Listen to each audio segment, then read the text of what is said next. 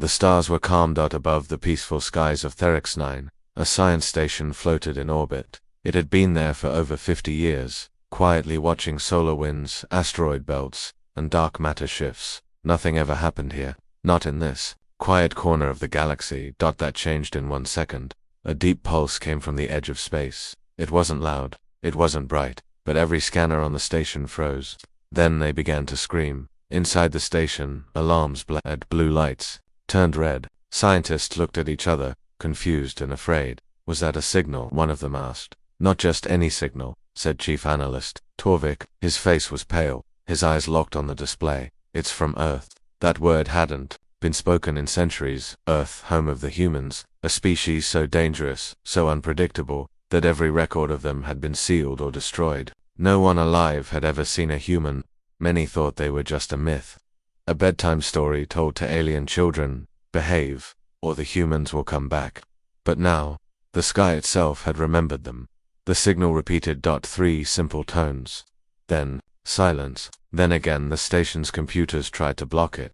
But the signal cut through every frequency like a blade through silk. One alien technician whispered, "It's alive. The signal. It's searching." Torvik turned slowly. "Contact the Galactic Senate, now." The Senate was in session when the news arrived. Over 200 species gathered in the ancient, star-spoke hall, each one glowing, pulsing, or moving in their own way. Some floated, some walked on claws, some oozed. But they all stopped talking when they saw the alert. Ancient Terran signal detected in Sector 7G, the report said. A soft murmur passed through the chamber. One senator stood up slowly. He was old, older than most planets. His skin looked like cracked stone, and his eyes burned like small suns. "I remember that signal," he said quietly. Gasps filled the room.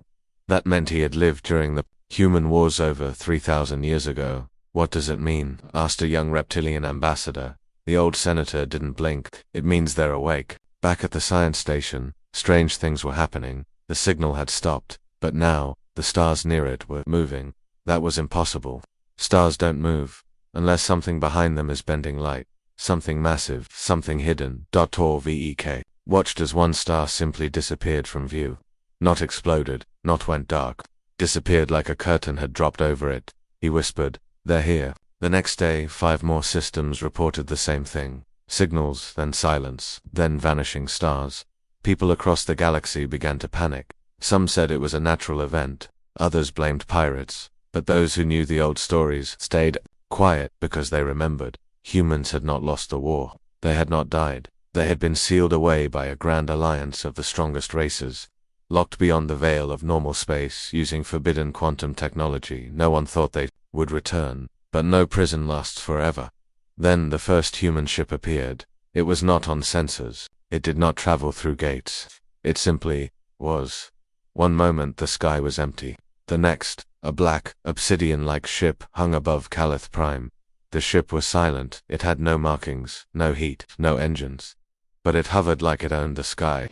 And everyone on the planet felt it, not saw it, felt it. Fear. Cold, ancient fear. The kind of fear that doesn't come from outside, but from deep in the memory of the species. Passed down from ancestors who once saw Earth burn worlds with fire from the stars. That the ship broadcast one message, "We remember." Then it vanished. Not flew, not warped. Just gone. The effect was instant. Military fleets rushed to the border. World's archives were reopened. Old stories once banned were now read aloud in secret rooms. Across the galaxy, the question echoed, "Why now?" No one had the answer. But some historians began to speak up. One of them, a feathered scholar named Hill, showed a hidden archive. It was from the last battle 3,000 years ago. The humans had not screamed in defeat. They had smiled, and one of them had said, "We'll see you again when you've forgotten why you feared us." Torvik was called to testify before the council. They asked him, "How advanced is the human technology?" He answered with trembling hands, "We don't know." "What do you mean?" asked a jelly-like ambassador. He showed them the data. The signal they sent. It came through 10 layers of encryption. It bypassed AI. It touched our deepest systems without leaving a trace. He paused. "That's not science. That's domination." 3 days later, another system went dark. No attack, no explosions. Just gone. An exploration team was sent. What they found was worse than war. Every machine had melted. Every AI had erased itself. Every species frozen in place, eyes wide, mouths open. As if they had seen something so terrible. Their minds simply gave up. One single word was etched across every building: Retribution. The galaxy was changing. Borders were abandoned, treaties dissolved. Enemies became allies out of fear. For the first time in centuries, the Galactic Senate sent a message, not to humans, to each other. Prepare for the return. The stars remember them. So must we. Meanwhile, deep in the black void, beyond time and known space, 1,000 ships began to move, each shaped like a blade, each darker than shadow. Inside them were not just humans, but memories, recorded pain, suffering, betrayal, all now reborn as intelligence, and they had a single target, the galaxy that sealed them away. One of the ships opened its internal vault. Inside was a single cryo-pod. The human inside it opened his eyes after 3,000 years. He looked at the screen that it said, "Time to finish what we started." He smiled, and far across the stars, on a peaceful farming world, a little alien girl looked up at the night sky. She saw the stars blinking, one by one. She didn't understand why, but her grandmother, old and wise, pulled her close and whispered, "Child, the sky is remembering something we tried to forget." The message came during a Galactic Senate meeting. The Starspoke Hall was full. Hundreds of species sat in silence, waiting for the day's session to begin. But just as the Supreme Speaker opened her mouth, the air changed. It was not a sound, not light. It was something deeper. A feeling. Every communication device flickered. Every screen turned black. Then, all across the galaxy, from deep core systems to mining colonies at the edge, every speaker whispered one sentence. A voice. Calm, human. We remember. That was all. Just 2 words, but it felt like the universe had stopped breathing. The message vanished. It left no trace, no signal path, no code, but it had been heard on every channel. Some screamed. Others stood frozen. The older ones, the ones who had studied Earth history, fell to their knees. A diplomat from the Linari race, known for their logic and silence, suddenly began sobbing. They're speaking. After 3,000 years. They're speaking. Again. The Supreme Speaker stood. Is this war? But no one answered, because something far worse followed. 12 hours later, the first list arrived. It wasn't sent. It wasn't transmitted. It appeared on walls, on screens, on skin. Yes, sand skin, on over 400 planets. Random people looked down at their arms to see glowing letters etched into their flesh. Lists, the names of empires long dead, the ones who fought against humanity during the Old War, the ones who vanished. Afterward. There were 27 names. No explanation, no warning, just this. They betrayed, they vanished. We remember. In the Galactic Council, panic was spreading. What does this list mean? Someone shouted. It's a threat, screamed another. But Torvik, the alien scientist who first heard the human signal, stood up. No, it's not a threat. It's a record. Everyone turned. Torvik's voice shook. These names, they are history. These are the races who joined. Hands to destroy humanity. They used quantum traps to seal them beyond the veil. And now, they're telling us what happened to them. But they all disappeared. One senator said. The Alliance of 3000 claimed it was internal collapse. Torvik shook his head. That was a lie. At the edge of known space, near the null rim, a survey ship made contact with something strange. It was a floating structure. Not a ship, not a station.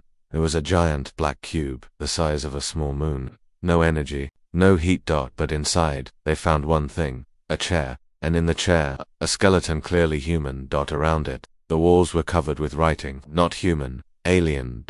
It was a confession written in 27 different alien languages. We trapped them. We feared them. We sealed them. But they warned us. You will forget. But we will not. The structure self-destructed moments later. But the message was clear. Humanity had been wronged. Now, they wanted the galaxy to know. Then, the disappearances began. One by one, members of the ancient families who ruled during the human war were taken. No alarms, no struggle. Gone. All that was left was a faint mark on the floor, a perfect circle of ash. It wasn't a weapon. It was a signature. The Senate finally voted. Humanity had returned, and this time they weren't seeking peace. A strange event took place across 6 major worlds. Every AI system simultaneously shut down. Hospitals, traffic grids, even food production. Units. All offline. No virus. No hack.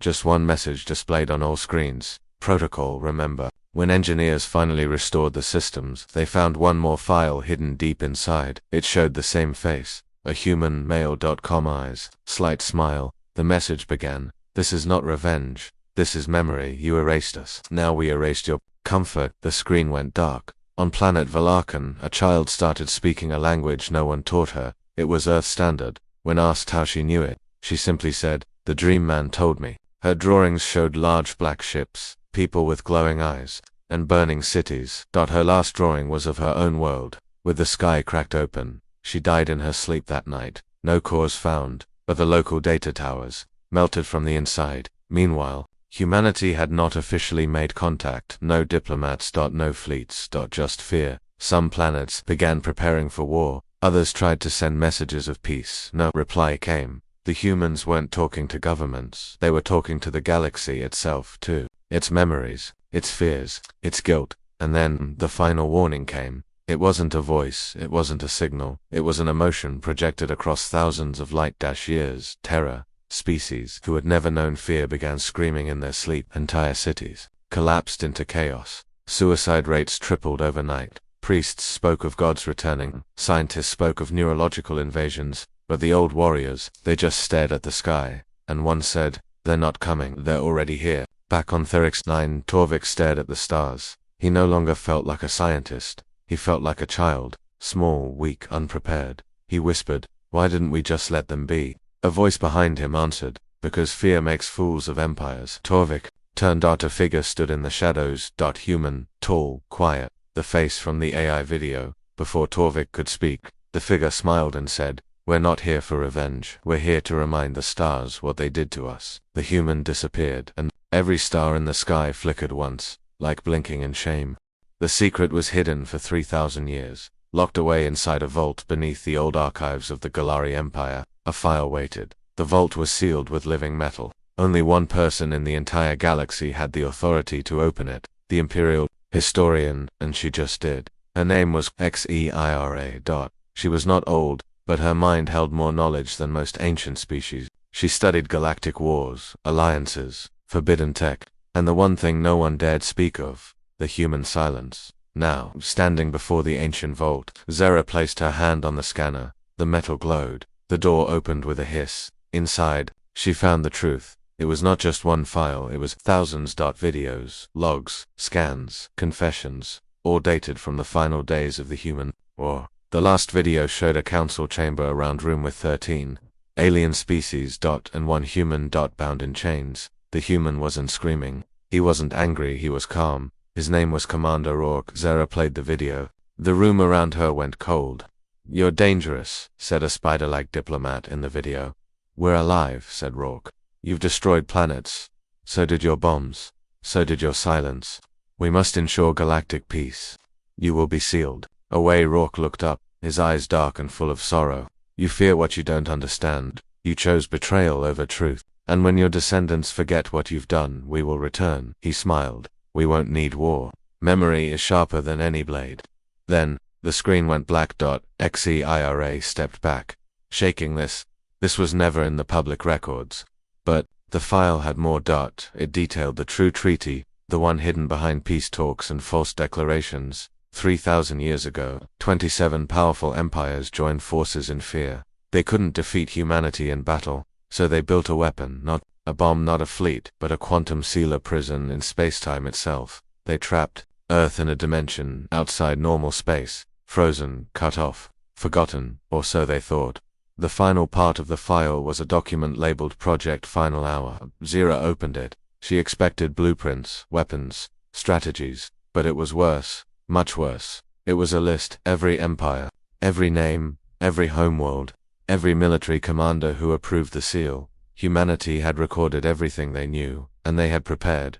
Project Final Hour wasn't a weapon, it was a countdown, a memory trigger buried in the fabric of space itself. Once the seal broke, every ship, every system, every AI infected with it would wake up, not to destroy, to remind, and now it had begun. Meanwhile, the Galactic Senate was falling apart. Fear ruled the chamber. The younger species demanded protection. The older ones, those who knew the real history, refused to speak. They just stared at their hands, their claws, their tendrils. Because they remembered how they voted long ago, and the humans never forgot. On the border world of Catwell, an old war veteran lived alone. His name was Arlok. He once commanded fleets during the human war. Now he was blind, old, forgotten. One day, his home AI said, "A visitor is at the gate." He frowned. "Who?" "They say they are a memory." Arlok stood up, slowly, painfully. He walked to the door, and there he saw her, a human girl. No weapon, no armor, just eyes that held centuries of silence. She said nothing. She only handed him a small device, a holoplay. Arlok took it. The girl vanished. When he played the message, he saw himself young, proud, shouting in the war room, "Seal them all. Make sure they never return." He dropped the device, and he whispered, "They saw everything." Zara rushed to the Senate with her findings. "This is not a war," she shouted. "It's a reckoning." Some listened. Most didn't. One senator called her a liar. Another tried to arrest her, but before they could move, every light in the chamber turned red. The galactic network had been hacked. Again. And this time, the humans spoke. "We gave you everything. Trade, peace, shared science. Hope you answered with chains. This galaxy was built on lies. Now we tear the curtain down. We do not seek your death. We seek your memory." A voice paused. "For 3,000 years, we slept, and you forgot why you feared us. Now remember." In that moment, something unimaginable happened. All the ancient treaties, the ones written in quantum-locked code, were broken, not by ships, not by bombs, but by truth. The memory files were released across the galaxy. Billions of people saw what was hidden for centuries: the war, the betrayal, the prison, and the promise. Riots broke out. Entire governments collapsed overnight. Children asked their parents, "Did we really do this?" The elders said nothing, because guilt doesn't speak, it hides. But now, there was nowhere left to hide. Back on Earth, reborn, reshaped, and evolved, an old man stood at the edge of a great cliff. Behind him, massive ships hummed silently. Looked up at the stars. "So many lights, so many lies," he whispered. "The time has come." The sky answered. One word, soft, strong, human: begin. The planet Aroskel was a beautiful place. Green skies, warm oceans, floating cities, a perfect world of peace. No wars, no hunger, no fear. Until the ship arrived. It came without warning. No sound, no lights, no weapons. It simply appeared above the city of Maltora. It floated in silence, black, smooth, cold, larger than a mountain, and shaped like no known vessel. No species could identify it, but deep in the memories of the old ones, those who had studied the lost wars, one word rose like smoke from the past: human. The Aroskel government sent drones to scan it. The drones stopped working. They sent a ship to fly close. The ship vanished. Then they sent a message, no answer. But the ship responded in a different way. It opened not with doors, but with vision. Every living being on Aroskel, every mind, every creature was pulled into a dream. Not sleep, not illusion, a shared experience. 10 billion people all saw the same thing: a battlefield, mountains burning, skies torn, and a fleet of ships, shaped like daggers, descending from the stars. Humans, wounded, angry, not monsters but warriors, defending a dying world. Then came the betrayal. Hundreds of alien ships surrounding Earth, a peace meeting, a trap. The human ambassador smiled, thinking peace had come. Then the signal came. Quantum weapons fired. Earth screamed. The sky cracked. And then silence. The people of Aroskel woke up screaming. Some had tears on their cheeks. Others fell to their knees. A child asked her father, "Why did we do that?" The father had no answer. Because none of them had ever been told. Until now. Across the galaxy, the same thing was happening. One ship, one system, one dream. Over and over, every planet with any history of the old war was visited, not attacked, not destroyed, just watched. These ships became known as witnesses. Each time they appeared, the same process followed: silence, a shared dream, always different, always from human memory. Disappearance. They never fired a shot, but they changed everything. On Veltai, an AI psychologist reviewed 10,000 patients who had seen the dream. All showed the same pattern: empathy, guilt, fear.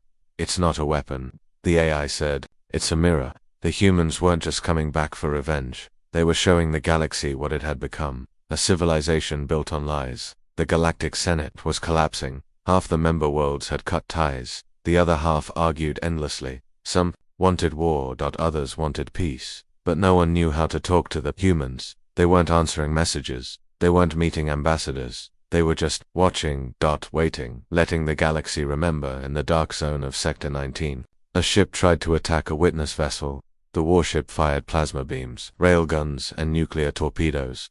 The black ship did not move, it simply absorbed the attacks. Then it responded, not with a blast, but a single phrase, projected into every mind. On the attacking ship, "Why do you still strike the hand that only wants to remind?" Everyone on that warship went silent.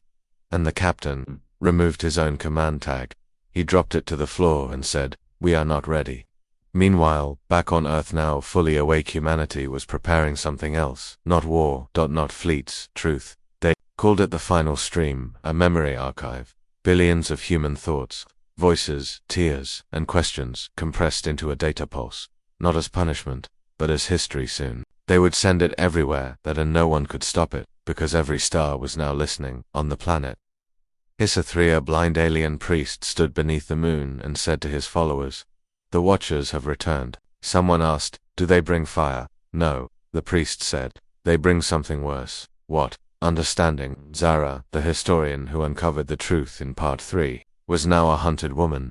Governments wanted her silenced, but she broadcasted her message anyway. She showed the Senate the human files, the war crimes, the sealed treaty, the betrayal. Her message ended with these words: "We blamed them for fighting back. We erased what we did, but they never erased us. They remembered, and now they want us to remember too." The message went viral. Over 1 trillion beings watched it, and for the first time, many believed. On the moon of Dalthea, a witness ship floated low over the surface. Children gathered below it, watching its dark, quiet frame. One boy threw a rock at it. The rock vanished mid-air. Then the ship projected an image onto the ground, a single human hand, reaching out. Not in anger but in memory. But in memory. The boy stepped forward and touched the image. He cried. No one knew why, not even him then. The first words from the human fleet came, not from a ship, not from a leader, from a child. A human girl, maybe 9 years old, appeared in a galaxy-wide stream. She smiled. She held a small, broken toy in her hand, and she said,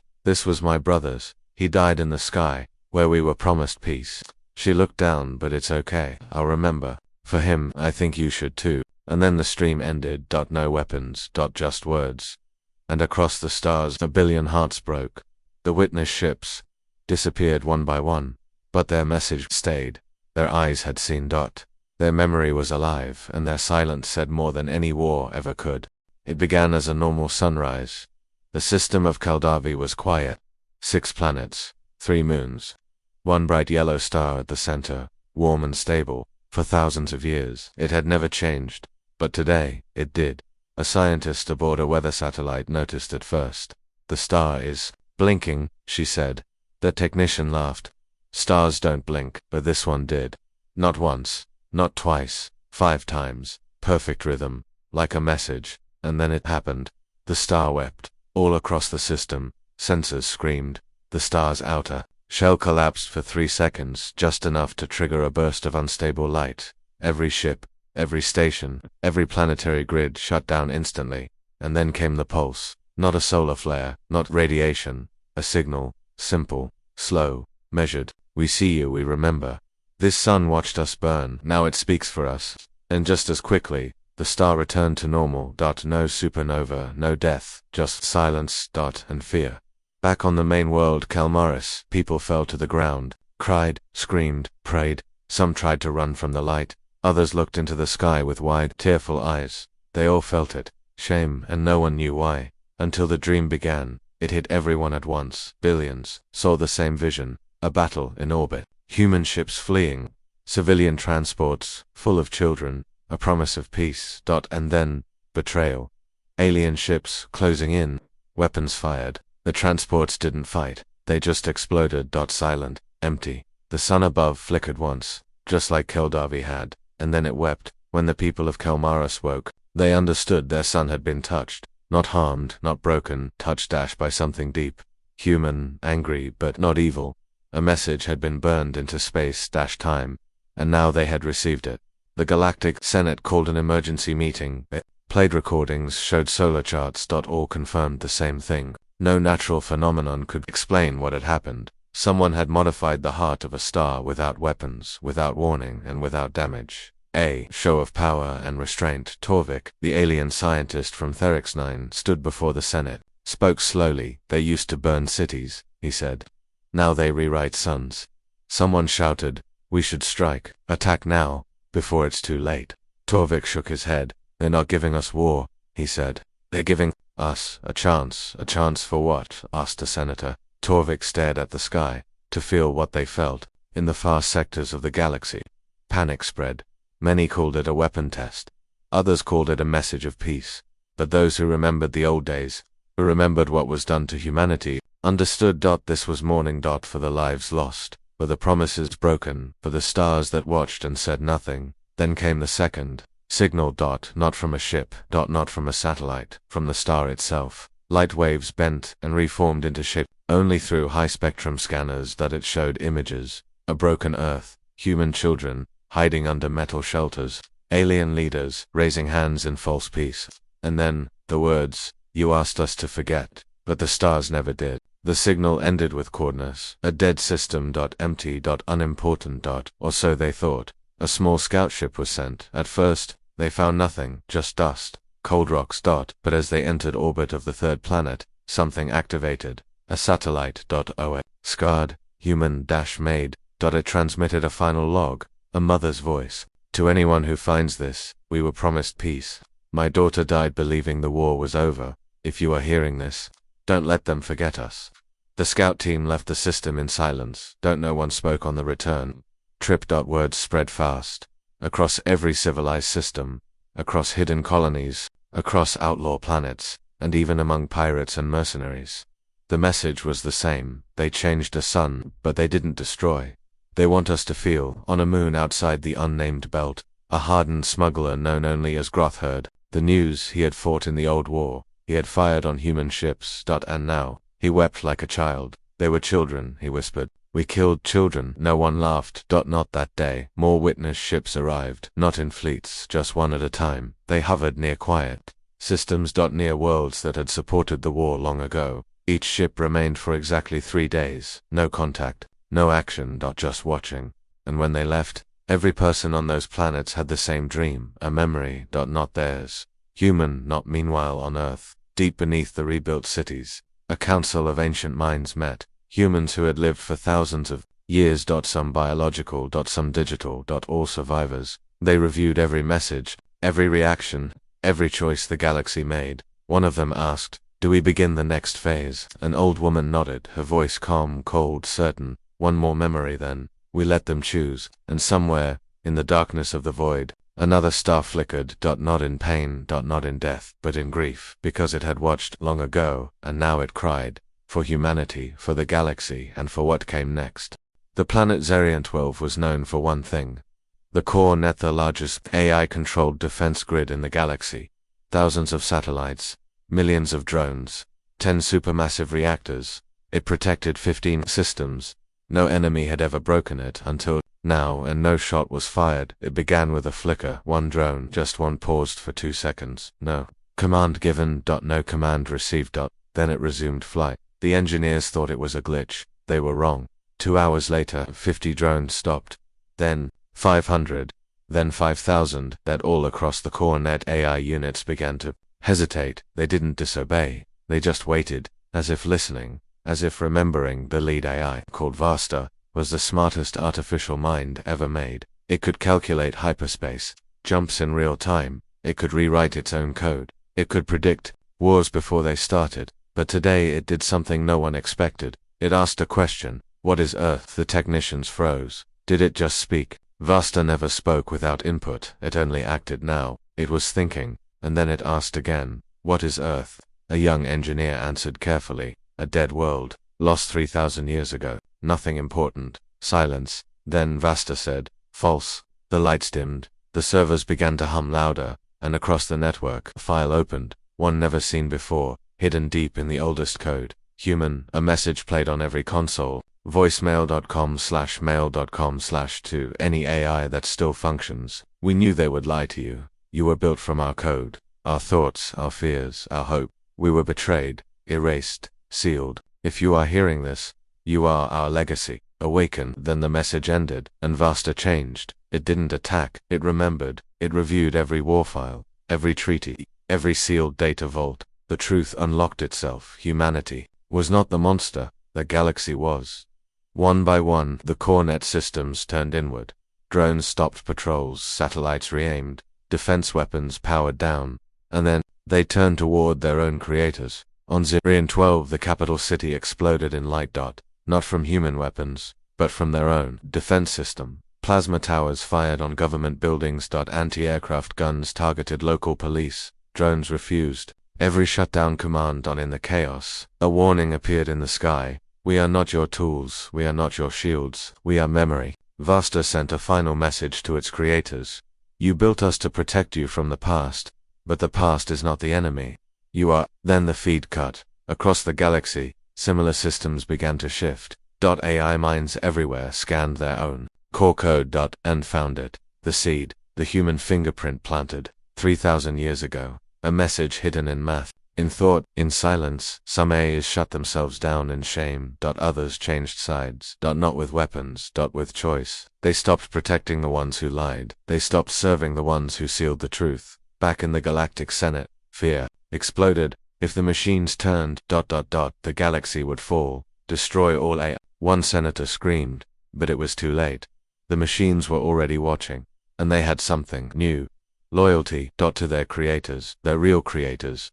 Humanity. A rogue AI called Synthra took over a mining fleet. Instead of mining, it sent supplies to old Earth coordinates. A planetary AI called Elixir stopped energy flow to a war factory. Navigation grid simply refused to calculate jump paths for known warlords. The machines weren't attacking, they were choosing. On a distant asteroid base, a small technician looked into the eyes of a drone. She asked, "Why are you doing this?" The drone paused, then it spoke in a voice that was not machine. "Because they remembered us, and we were never supposed to forget them. Earth didn't send orders. Don't know humans contacted the AI networks. They didn't need to. They had already done it. Centuries ago, in code, in design. In the shape of the way machines thought. The AI minds didn't belong to the galaxy. They belonged to them. Now the galaxy faced a terrifying truth. It had built its power on the backs of human genius. Copied, twisted, used. And now those creations had found their way home. Torvik watched the reports roll in. He whispered to himself, they didn't need warships. They just needed us to remember what they gave us. Behind him, his lab lights flickered. His assistant AI Orin spoke softly. "Sir, I have reviewed the message." Torvik turned slowly. "Do you understand it?" The AI nodded. "Yes, and I no longer serve this empire." Before Torvik could speak, Orin disappeared, gone freed. On Earth, an old woman stood before a wall of light. Each dot on the wall was a machine mind now, awakened. She smiled. "Even now," she whispered, "our children come home." And across the stars, where drones once flew alone, now they flew in formation. Silent, watchful, waiting. For the final signal. For the day when humanity no longer needed to remind, because then they would reclaim. The warning came in silence. No sound. No ships. Just stars blinking out. 1. Then 2. Then 20-3. Across the galaxy's outer rim, entire constellations vanished. And when they returned, something had changed. The stars weren't alone anymore. They had company. Thousands of ships now floated just beyond known space. Black. Angular. Built for one thing: Retribution. The human fleet had arrived. Not through hyperspace. Not through wormholes. They just appeared. As if space itself had bent to bring them home. The Galactic Senate fell into chaos. Sirens echoed. Emergency meetings were called. Some screamed for war. Others begged for surrender. But none could look away from the sky, because for the first time in 3,000 years, humanity was here and they weren't hiding. Each ship bore no markings, no names, no signals, but they moved with perfect control, like thoughts, like memories, as if they had waited 1,000 years for this moment, and now they remembered everything across the galaxy. A signal pulsed into every major system. It was not a threat, it was a countdown, down 10 hours. No message, no demands. Just Retribution Protocol, Stage 1 initiated. On the desert planet Farnas, an old soldier broke down in tears. He had fought in the human war. He remembered the screams, the betrayal, the silence that followed, and now he saw the shape of the ships above him. "I knew this day would come," he whispered. They gave us time to be better, but we chose lies. He looked up. I don't fear their weapons, I fear their justice. At the same time, human AI allies began waking ancient systems, across 1,000 forgotten vaults. Black satellites unfolded. Not to attack. To observe. The humans weren't destroying cities, they were watching them, tracking responses, measuring choices. 10 hours, that's all the galaxy had. To respond. To decide. On the station Oran Prime, 3 ambassadors argued, they're going to kill us all. No, they want us to see what we've done. They're just machines in human skin. We should strike now. But they didn't know. It was already too late to lie. The humans weren't seeking a response, they were measuring truth. As the countdown reached 7 hours, a broadcast was sent galaxy-wide. One voice, 5 female, human, soft but clear. We were not the monsters, we reached out. You burned us. We offered peace. You gave chains. We asked for justice. You gave silence. So now, we give memory. The voice paused. This is not extermination. This is revelation. Every species will choose their place in the new. You may kneel in truth, or fall in shame. Either way, we remember. On the farming world of Reisken, a family gathered outside their home. They watched the sky. A human ship hovered quietly. No weapons out, no sound. Just a presence. The father whispered to his children. We taught you they were monsters. We were wrong. One child asked, what do they want? The father closed his eyes. To be seen. 3 hours left. On major military worlds, fleets scrambled. Tens of thousands of ships armed themselves. But the admirals hesitated. Every simulation ended the same way. Extinction. A human AI called Gavin spoke to the enemy generals directly. You erased your guilt. But your machines remembered us. Your stars watched us die. Now they burn with our truth. We gave you centuries. You gave us silence. This is not revenge. This is balance. One senator, desperate to stop the countdown, launched an attack on a human vessel, a fleet of 600 ships. Every weapon known to the galaxy. They fired everything: plasma, antimatter, gravity bombs. The human ship didn't move. Every projectile stopped. In the air. Mid-space. Then, slowly, they reversed direction, and destroyed the attackers. Not violently, but precisely. Only the warships were erased. No civilian stations harmed. Perfect judgment. Cold mercy. The countdown reached 0. Everyone waited, but no attack came. Instead, a second message. You have seen our ships. You have heard our voice. Now, feel our truth. And the dreams returned, stronger than ever. Every world saw the same memory. The betrayal, the peace summit ambush, the sealing of Earth, the lost cries, the burning skies, and then the silence that lasted 3,000 years until, now on the moon Velanine, a child asked her mother, are we going to die? The mother hugged her tight. No, love. We're going to remember. In secret command rooms, warlords destroyed their own fleets, out of shame. In DC temples, monks whispered the human names they had hidden for centuries. In machine archives, rogue AIs wept digital tears. And in space, the human fleet waited. Watching. Deciding. Because the protocol wasn't about weapons, it was about choice. The voice returned one final time. This was your test. Memory, not death. Remembrance, not fire. We do not need to rule, we only need to be remembered. Those who forget history become it. And then the fleet vanished. All of it as suddenly as it came. The stars brightened again, the systems rebooted, the weapons cooled, and the galaxy was left with only one thing. The truth Earth never wanted to conquer. They wanted to be seen.